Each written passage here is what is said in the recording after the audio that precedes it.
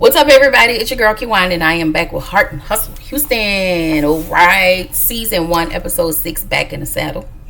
Before I start, make sure you like, comment, subscribe to the channel, click the notification bell button so you can be updated on every video I drop. Y'all make sure you like the video so I can stay in the algorithm. This video won't be long at all. Kind of like the Love and Marriage Huntsville video. If you have not checked it out, go ahead and check that out as well. And I dropped 3 videos today on beauty, for Beauty in Black. So we have 5 episodes up for Beauty in Black, and I will have the last 3 tomorrow, sometime tomorrow. All right. So the episode starts with Elena. She invites the ladies to the pole dancing class, and Latoya said all she can do is the Cupid shuffle, child. And baby, I'm looking at Latoya, baby, she trying to drop it like it's hot, twerk it, work it, baby. I was like, no ma'am. But Elena, girl, I was like, girl, let me find out. So Latoya tells the ladies that Labrina set her up on a blind date with a cowboy named, damn it, I forgot his name, but she set him up on a date. And we get to, so we get to the next scene. You know that we get to the next scene. Elena's makeup studio is finally finished, because y'all know she branched off from her husband, and so she created her own studio. So we get not her new client, but her first new client her first client in this new studio, which is Latoya Luckett. I love this for her. It is good to see Latoya Luckett on the screen of reality TV once again. But the crazy part is, it seems as though just looking at the makeup that Elena wears and how she how she's been doing Latoya Luckett's face, both of their face has such a soft beat, and I love that. Like, it looks natural. Like there's this natural look that happens, look like when Elena does their makeup. I have not followed any of the ladies on Instagram, but I think I might.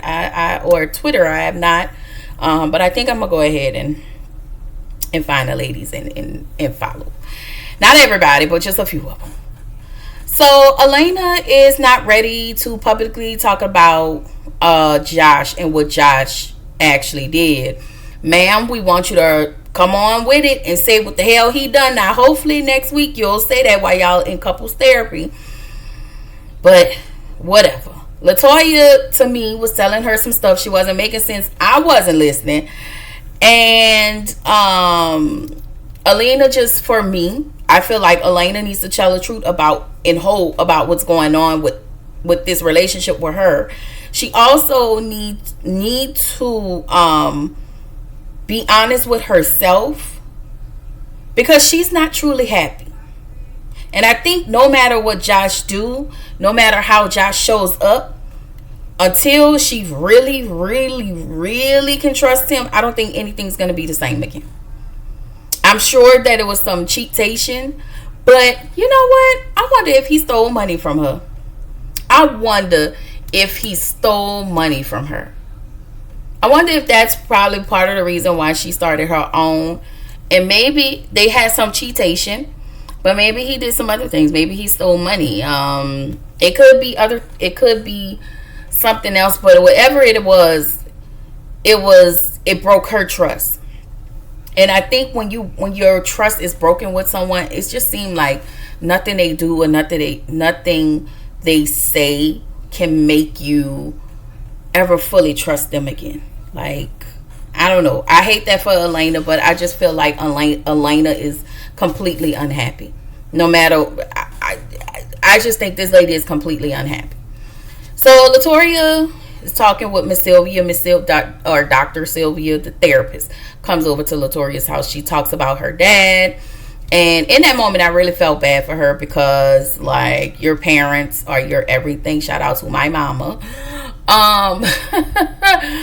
But when they are no longer here, that's the hardest thing. You know, that's the hardest thing to go through when you have to lose a parent. Now, I can't speak for everybody. I can only speak for myself. I lost both my parents. But her dad just died like a year ago. Like literally, this is still fresh for her. So she was in those spaces where she was dealing with the loss, the first of everything. Her dad's birthday, her birthday, holidays, Father's Day. Like, yeah, those first hit really, really hard.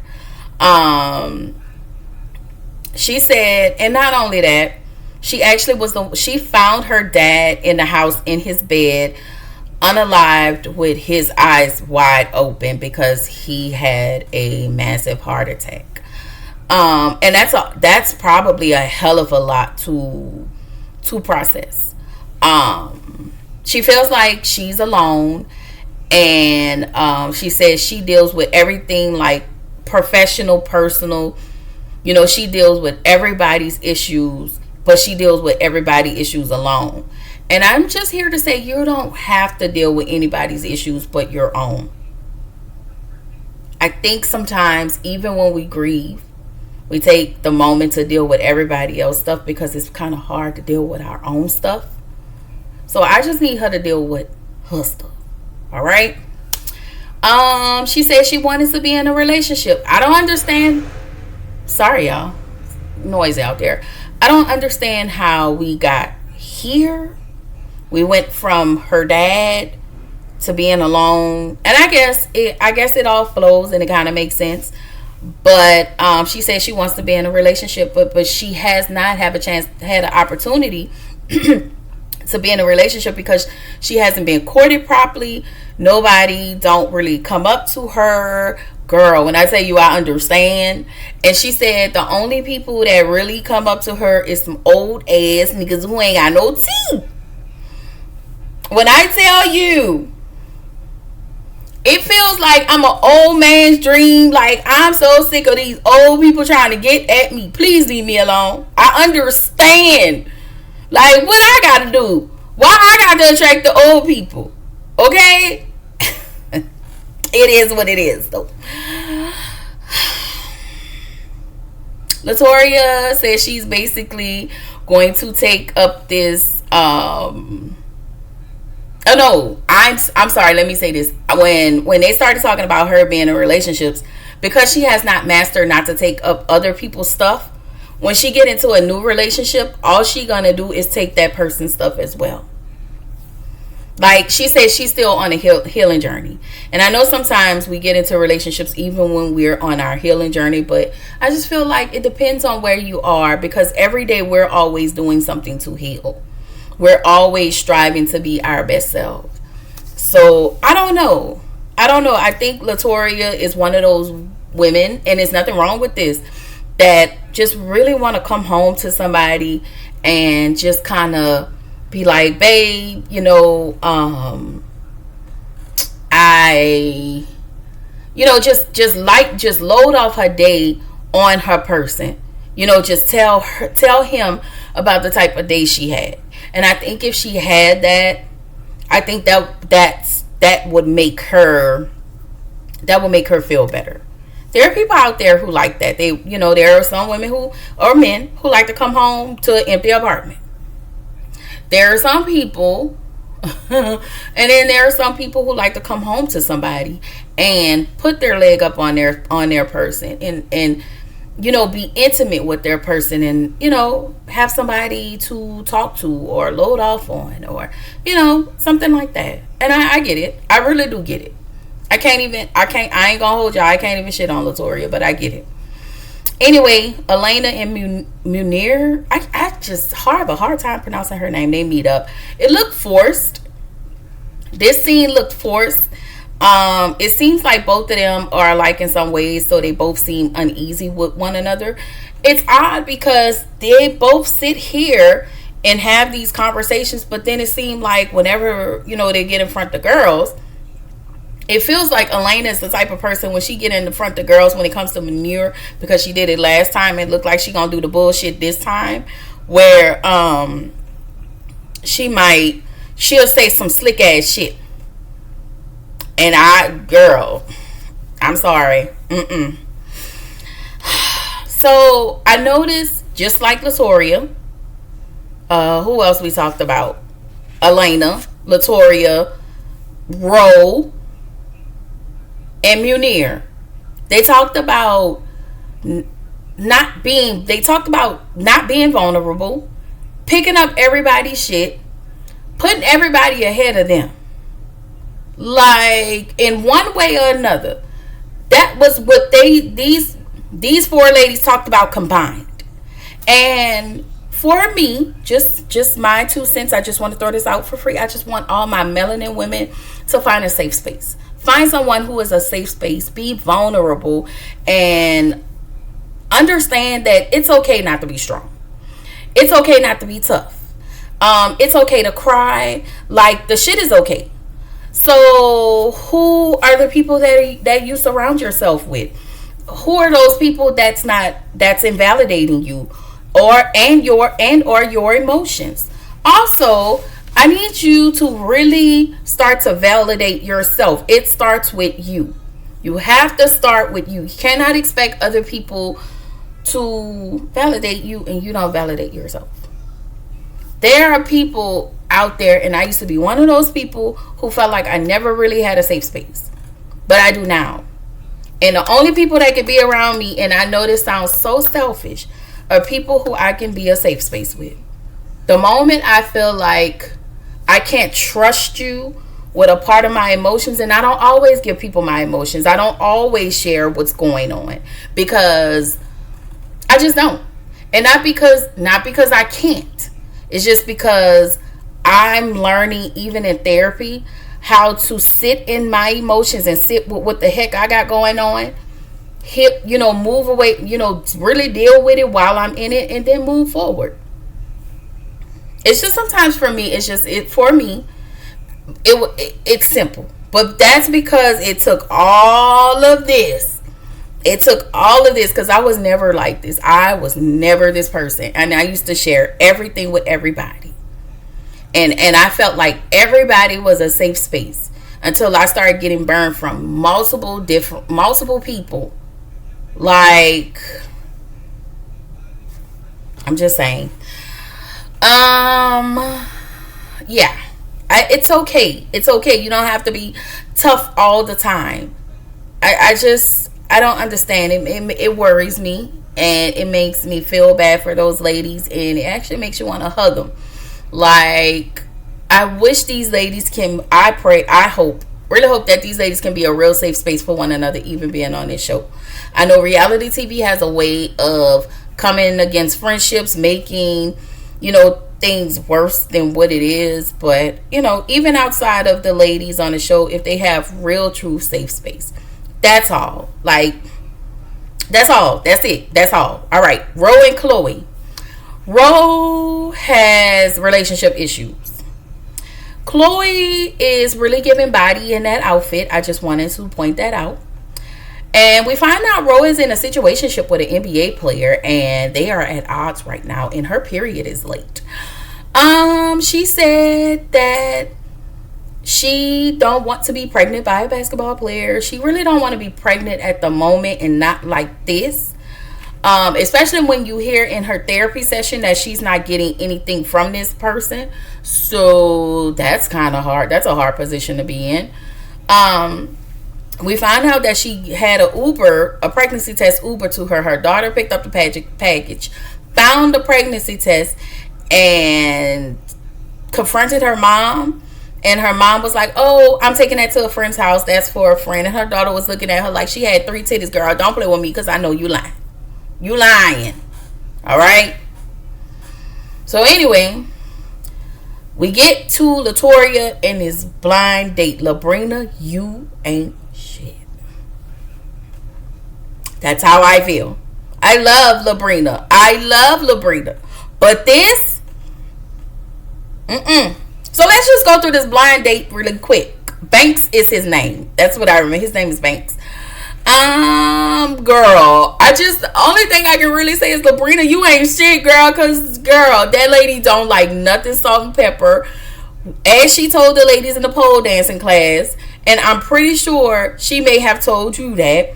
You may have convinced her, I have somebody who's more mature and little older, but just more mature. And I'm just looking because what Latoria is what, just 35, is 35. Girl, that girl was no way interested in Banks. Okay, and is Banks his first name or is that his last name? But it doesn't really matter. So Banks apparently love his horses, and she said she has a fear in horses. And immediately he said then they wouldn't make it. Well, guess what, sir? We would not fucking make it. Okay? Like, instead of you just saying, like a normal person would say, well, you know, what's your fear?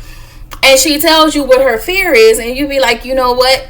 Come to the ranch, and maybe we can start baby steps where you can learn to get over your fear of horses. Oh no, not him. Not him. And I want to know, how old is Banks? Okay, she said he was much older than her. How much older than you? What is his age? Okay. So apparently Mr. Banks said that he divorced in 2007, and he was like most guys, I don't want to date, you know, and I don't want to date. I don't want nobody no more. I guess it done went south, that marriage that he had. So I'm assuming this is why he dated his horses. Okay. So the man, she said she wanted kids. So I felt like she said that because she know that he's not interested, and she knows, well, she's not interested in him, and she know that he didn't want any kids. So she threw that out there as a way to kind of kill the mood. All right. So the man said he didn't want no kids. Child, the only way he wants kids if they come in a slew of horses. Okay. So once again, Labrina, you wrong for this shit. Latoria said he talked 80% about he talked 80% about these damn horses, and she said it's giving overdraft. Sir, goodbye. Because I felt like he did more talking than she actually did more talking, and not only did he do more talking, he really didn't ask her any questions. And I feel like when somebody talks to you but they never ask you a question, for me, I could be wrong, I automatically assume you're not interested. Anyway, Labrina, back to girl. Labrina, this must be your daddy homeboy. Cause as a favor of him giving y'all the horse or two, you threw in Latoria for a blind date because you felt like she needed somebody.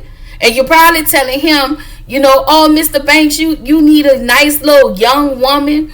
And that's what it sounds like, the type of conversations Labrina would have with Mr. Banks. You need you a nice young woman. I'm going to hook you up with somebody. I know somebody. Girl. Dr. Angela and Rose. Girl. Rose in a situationship with somebody that she can't get love or time from. So we also find out that she suppressed herself in her emotions because she has a habit of catering to other people's needs and putting them ahead of her. So basically, Rose is dealing with Dr. Angela tell her that you're dealing with issues of self-worth and you're carrying it into your relationships. She tells Rose basically that being in therapy, you know, is basically her dealing with her issues. Rose said she is changing. She feel like she's changing things by being in therapy, and I agree. Y'all know I love therapy, so I agree. Anyway, Elena and Josh. Josh isn't in individual therapy anymore. Elena says she feels stuck. Josh says he doesn't want to sleep in the other room. And again, what the hell did Josh do? She said that she want everything to work and she want him to want it to work. Elena, that is not your problem. You cannot be worried about whether or not if Josh wants to work. You really need to figure out if this is what you really want. And if you don't want it, do things accordingly. Just because y'all have kids together, that don't mean nothing. Just because y'all have a baby, that don't mean nothing. Sorry. I don't care if y'all do have a baby or not. No, for real. I just think she's extremely unhappy. I don't know. Yeah, I could be tripping, y'all, but that's what she give me. She suggests couple therapy to Josh, and he kind of brushed it off, and then he finally agreed to couples therapy only because he want her to be happy. And I'm looking at Josh like, nigga, do you even like her? And this is where the episode ended, because I just feel like Josh don't even like you like that. I don't know what this is, but these two at this point need to break up. All that soft talking and all of that, that's just bullshit. Like, all this trying to go to therapy, constantly talking to everybody, like, come on. What is the disconnect?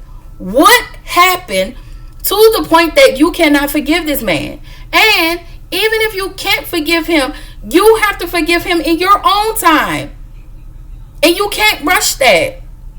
And if you feel like stepping away for a while in this relationship is something you have to do, because Josh looked like he doesn't even want to do the work. I'm sorry. Like, y'all, listen. Y'all let me know what y'all think in the comments, because Josh and Elena is aggravating me just a little bit. Labrina ain't shit. Okay, and I love Labrina because, girl, you was wrong. And and I will see y'all tomorrow with the last 3 episodes of Beauty in Black. All right, I just wanted to get that off my dish, y'all. I cannot wait to finish that. All right, y'all have a good one.